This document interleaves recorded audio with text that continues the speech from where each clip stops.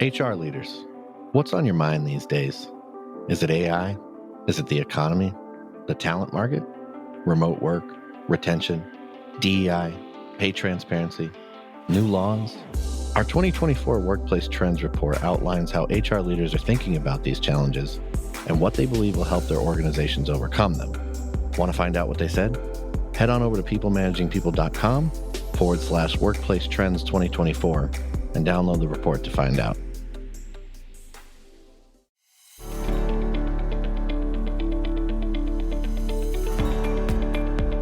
Welcome to the People Managing People podcast.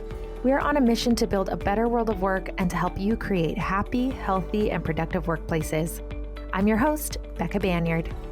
Today, I'm joined by Tara Adams, founder of Abridge Consulting, to discuss a rather weighty topic that deserves more attention: how organizations can create suicide-safer environments, or rather, workplaces that promote well-being, prevent harm, and are prepared in the case of an emergency or crisis. Our conversation will touch on matters of employer obligation, corporate mental health training, and helpful resources for employers to ensure that leaders and organizations are equipped to create these safer spaces that foster mental health. Tara, welcome to the show. It is so great to have you here today. Really looking forward to this conversation around suicide-safer workplaces. But before we dive in, I just wondered if you could share a little bit with our listeners about yourself and what's top of mind these days for you. Sounds great. Happy to be here. So I'm Tara Adams. I started Abridge Consulting. I have a non-clinical role. I specialize in workplace mental health and workplace suicide prevention. I also have one husband, 2 kids, 2 dogs, 4 tennis rackets, and 2 minivans. So I'm one of the people, just doing my best out here. So we know that, suicide really impacts communities, it impacts families, individuals, friends. But how often do you think suicide impacts workplaces? A lot more than perhaps employers and employees think about. And even when we start talking about prevalence, perhaps one thing we should think about is folks listening to our podcast and this topic, in that we want to set some psychological health and safety for folks. So it is my favorite topic to talk about, but it can also be heavy. So for folks who are listening, we're not going to be getting into individual stories of suicide. We're going to be talking at quite a high level. However, if you're uncomfortable, or if you need to take a break, or you need to access some support, please make that your priority as we get into this interesting topic and discussion. It's always good to think about some safety for the folks who are listening and for the two of us as well. Absolutely. Thank you. So back to your question about prevalence. The data is pretty clear that thoughts of suicide are very, very, very, very, one more very common. So if you are an employer who isn't thinking about creating a suicide-safer workplace or offering perhaps some suicide prevention training, it doesn't mean that those things are not happening. Plus, there's the ripple effect of the prevalence among your employees is one piece. But we know that people come to work as part of a system. And whether that's your spouse and children, or whatever your family, your tribe happens to be, that even if it's not your direct employee that may have thoughts of suicide, it is the people around them, and they are impacted as well. So the prevalence of those who die by suicide is, of course, much, much lower. So often with employers, I say, let's just talk about the prevalence of thoughts of suicide. It's very, very common among your employees and among their tribe, their family and friends as well. Right. Wow. Do you feel that workplaces are equipped at the moment to mitigate the risk and the impacts of suicide? I would have to say pretty much no. I work with organizations across Canada, and there's certainly some real thought leaders and modern approaches to workplace mental health. I could name some really amazing companies out there and clients, but I would say I could think of 1, maybe 2 that are really addressing workplace suicide prevention and building that suicide-safer workplace.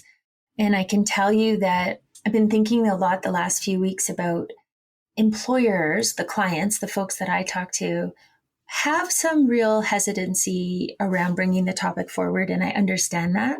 But in the last 4 years, whenever I do have a client that decides to go forward with either some awareness or some training, it lands very well.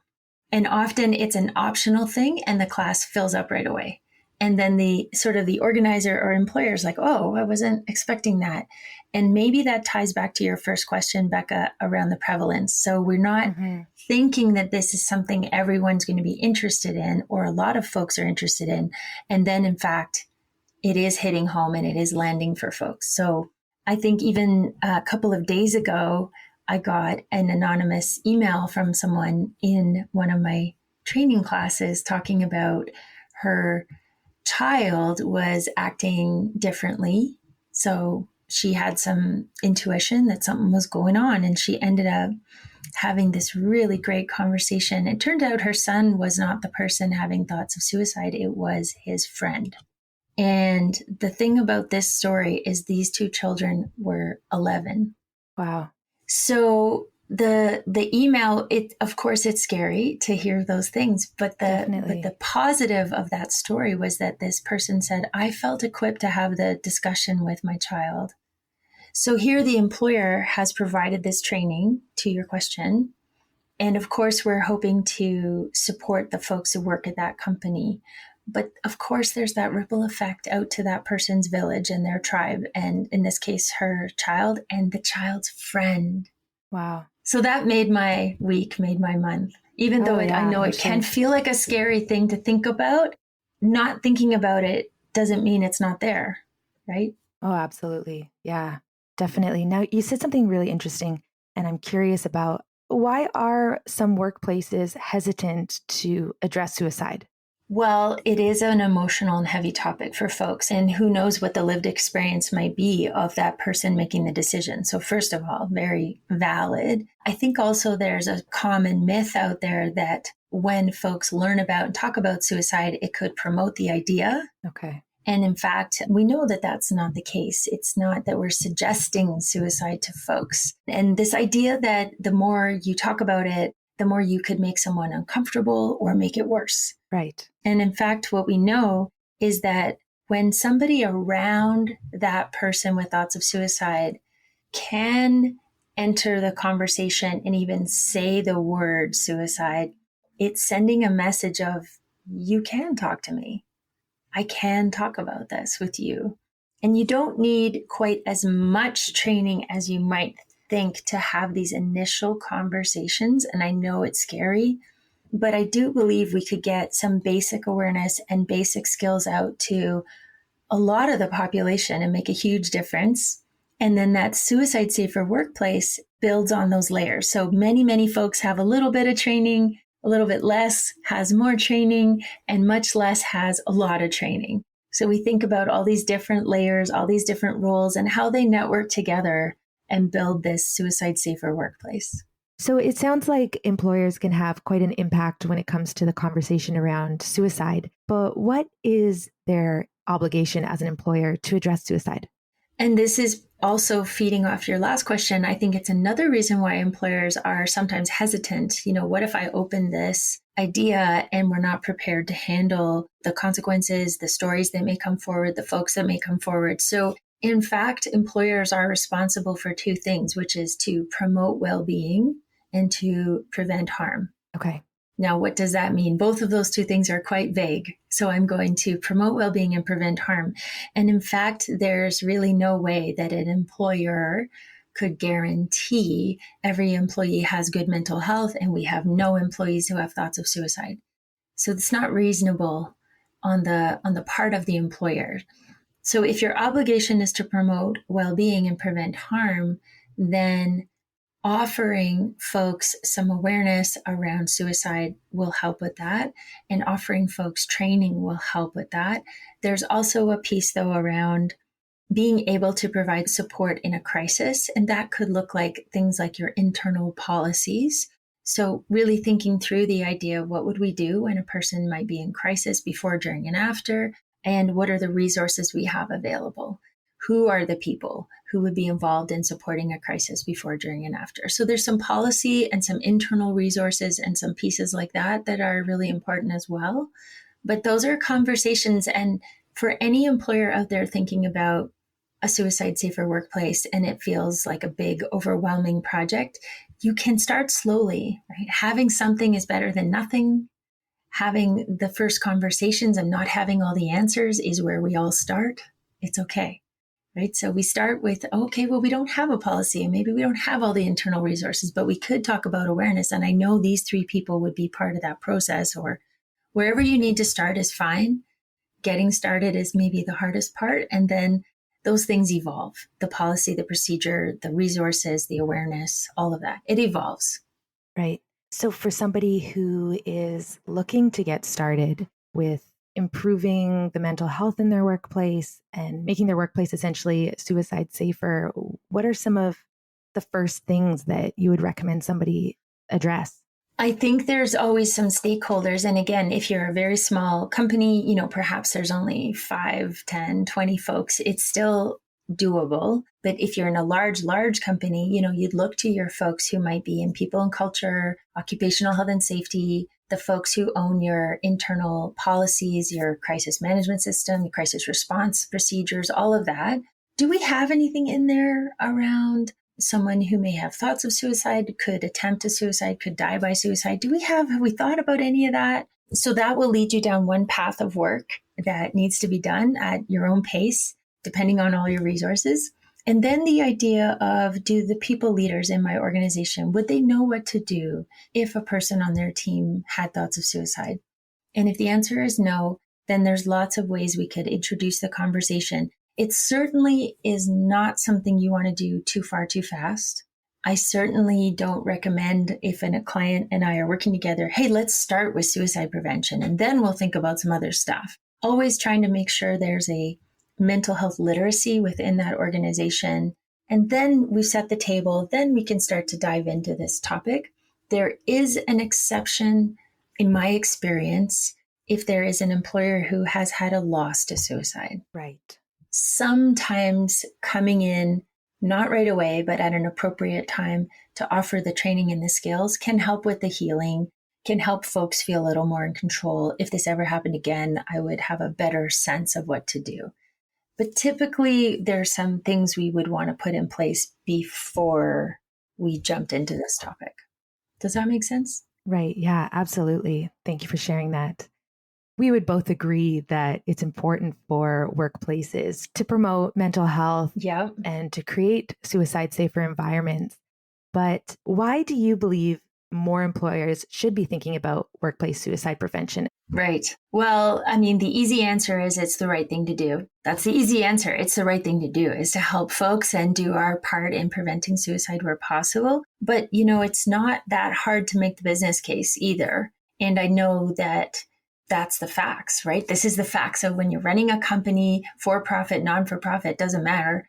If we can't substantiate why we're doing this and we're losing money and the whole company goes bankrupt because everybody got suicide prevention training, this isn't going to work. So being able to talk about the business case where there's lots of layers. So when your employees have a little bit more training, what we're hoping to do is to decrease their stress and increase their confidence around this topic. So in fact, you're helping the employees that you have on the payroll. Then in most cases, depending on your industry, you have clients, you have internal clients, external clients, that kind of thing. You're not obligated to protect and promote the well-being and prevent risk of all your clients, but lo and behold, that's a ripple effect. Then you have all the folks in the tribe of all your employees as well. You have employees who themselves have thoughts of suicide. So the business case starts to really, really add up. And even though a death by suicide would be far, far, far less common, the impact of a situation like that is huge and long lasting. So it's not like that is something that's going to happen frequently, but when it does, it has a huge, huge impact. The thoughts of suicide are happening frequently.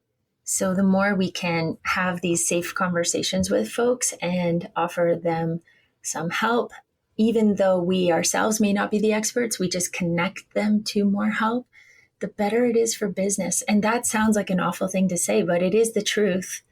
It's the truth. So number one, it's the right thing to do. Number two, it's good for business. So for employers then who are looking to create suicide safer workplaces, what kind of tips and resources can you recommend for them?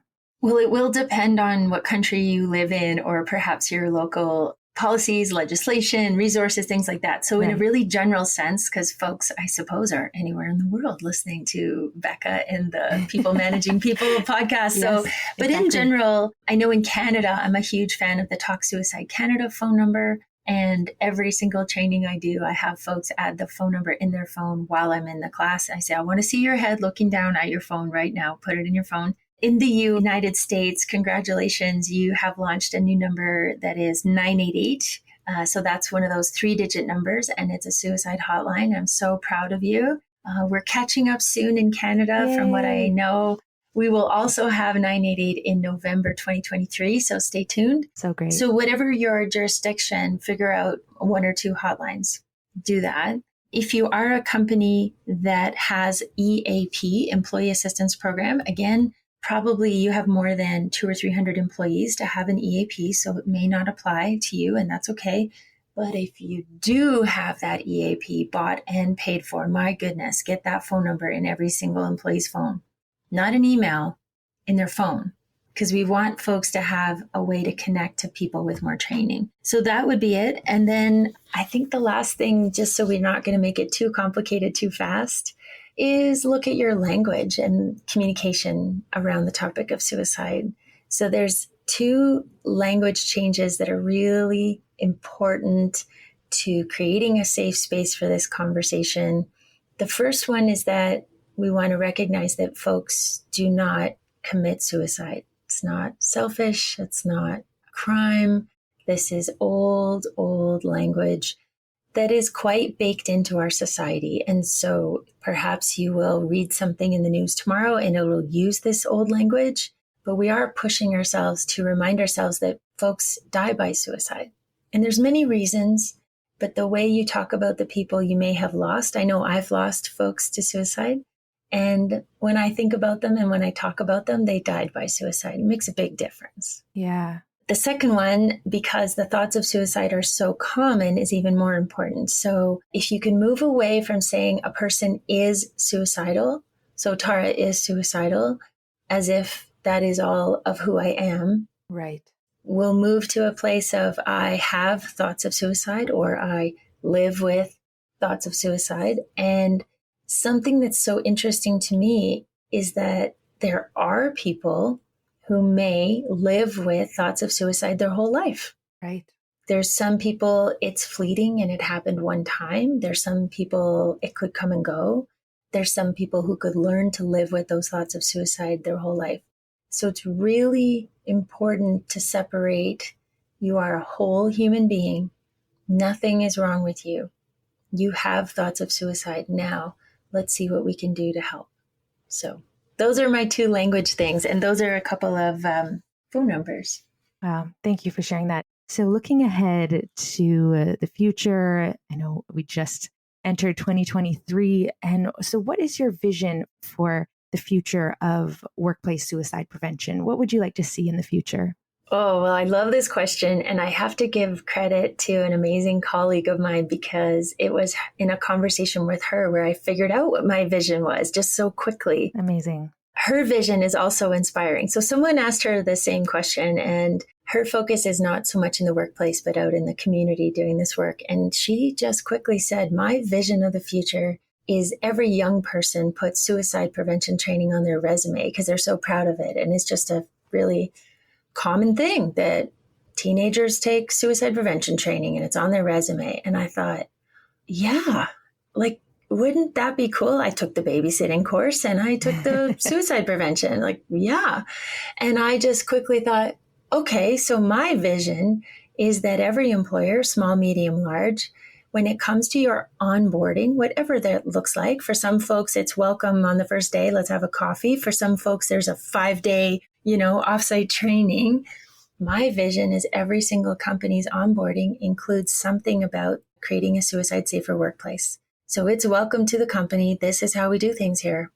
It's not about you in particular. Look like you might need to talk about this, but welcome to our culture. This is how we do things here. This is how we take care of people. So it's pretty big and bold, but yeah, there's something about suicide safeness that is in the onboarding for every company. How's that? That's amazing. I love that. I would love to see in 5 years, 10 years, that to become the norm. Well, that's all the time we have for today, but Tara, it's been so amazing having you on the show. And thank you so much for all the insights, all the expertise, all the wisdom that you shared with us today. I know we only just scratched the surface, but it's such an important conversation to have and to continue having. So thank you again for joining.